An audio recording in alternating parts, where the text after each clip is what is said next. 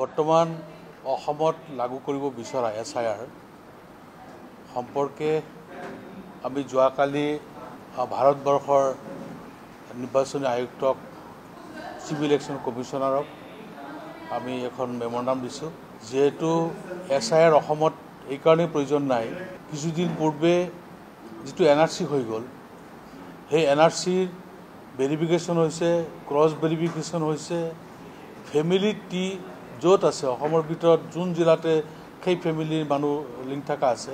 সকলোকে একেলগ কৰি ভেৰিফিকেশ্যন কৰিছে বাৰ বাৰ তদন্ত কৰি ভেৰিফিকেশ্যন কৰি NRCৰ নাম অন্তৰ্ভুক্ত কৰিছে তাৰপিছত সেইসকলে ভোটাৰ লিষ্টত নাম আছে ইয়াত আকৌ SIR দ্বাৰা পুনৰীক্ষণ কৰাৰ আমি প্ৰয়োজন বোধ অনুভৱ নকৰোঁ সেইকাৰণে চিফ ইলেকশ্যন কমিশনক যোৱাকালি মই এখন মেমোৰাণ্ডাম তেখেতক দিছোঁ বিশেষকৈ আপাৰ আছামত আমাৰ কিছুমান মানুহক মাৰপিট কৰি তাৰ পৰা খেদি পঠোৱা হৈছে এই কথাটো আমি উল্লেখ কৰি কেইদিনমান আগত বিশেষকৈ উজনি অসমৰ আয়ুক্ত তাৰপিছত আপোনাৰ SP DC সবকে আমি মেমোৰাণ্ডাম দিছিলোঁ দিয়াৰ পিছতো কোনো ধৰণৰ আমি একশ্যন দেখা নাপালোঁ সেইকাৰণে যোৱাকালি ভাৰত চৰকাৰৰ মিনিষ্ট্ৰী অফ হোম এফেয়াৰ্ছত আমি এখন মেমোৰাণ্ডাম দিছোঁ যিহেতু মব ভায়োলেন্সটো বন্ধ হ'ব লাগে আৰু যিসকলে এই ধৰণৰ কাৰ্য কৰি আছে তেওঁলোকৰ ওপৰত কঠোৰ ব্যৱস্থা গ্ৰহণ কৰিব লাগে সুপ্ৰিম কোৰ্টত এটা গোচৰ NRC সম্পৰ্কে গোচৰ তৰিছিলে হিতেশ দেৱ শৰ্মা ডাঙৰীয়াই গতিকে আমি ভাৰতবৰ্ষৰ কেন্দ্ৰীয় গৃহ সচিব কেন্দ্ৰীয় যুটীয়া গৃহ সচিব আৰু ভাৰতৰ মহাপুঞ্জীয়কক আমি এটা স্মাৰকপত্ৰ দিছোঁ যে এইটো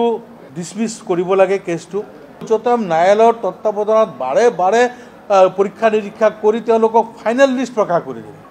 এটা কথা হ'ল যি 19 লাখ মানুহ বাদ পৰি থাকিল সেই 19 লাখ মানুহক ৰিজেকশ্যন স্লিপ দিব লাগে আৰু তেওঁলোকক বিদেশী ন্যায়াধীকৰণত যোৱাৰ কাৰণে সুবিধাটো কৰি দিব লাগে সেইটোৱে চৰকাৰৰ দায়িত্বৰ কৰ্তব্য চৰকাৰে সেই দায়িত্বৰ পৰা তেওঁলোকক ফালৰি কাটি আছে কংগ্ৰেছৰ কথাটো মই কোৱা নাই মই এজন বিধায়ক হিচাপে মোৰ ব্যক্তিগত কথাখিনি কৈছোঁ যেহেতু আপুনি যিটো কথা কৈছে যে আমাৰ মুছলমানৰ জনসংখ্যাটো বৃদ্ধি পাইছে বুলি আজি গৰাখহনীয়াৰ ফলত আজি যিটো জনগাঁথনি আছিলে আগৰ সেই জনগাঁথনিটো নাই একমাত্ৰ ব্ৰহ্মপুত্ৰ নদী গৰাখহনীয়াৰ কাৰণে গৰাখহনীয়াগ্ৰস্ত হোৱা মানুহখিনি ক'ৰবাত গৈ আশ্ৰয় লৈছে আৰু কিছুমান মানুহ আছে যে আগতে য'ত আছিলে তাৰ পৰা অলপ ভাল উন্নত জেগা এটা পাইছে তাত মাটি বাৰী বিক্ৰী কৰি তাত গৈ কিনি লৈছে এনেকুৱা কিছুমান চেঞ্জ হৈছে মানুহৰ আৰু এই চেঞ্জ হোৱাৰ কাৰণে গাঁথনিটোও চেঞ্জ হৈছে মানুহখিনি বাসস্থান সলনি কৰাৰ কাৰণেও এই গাঁথনিটো চেঞ্জ হৈছে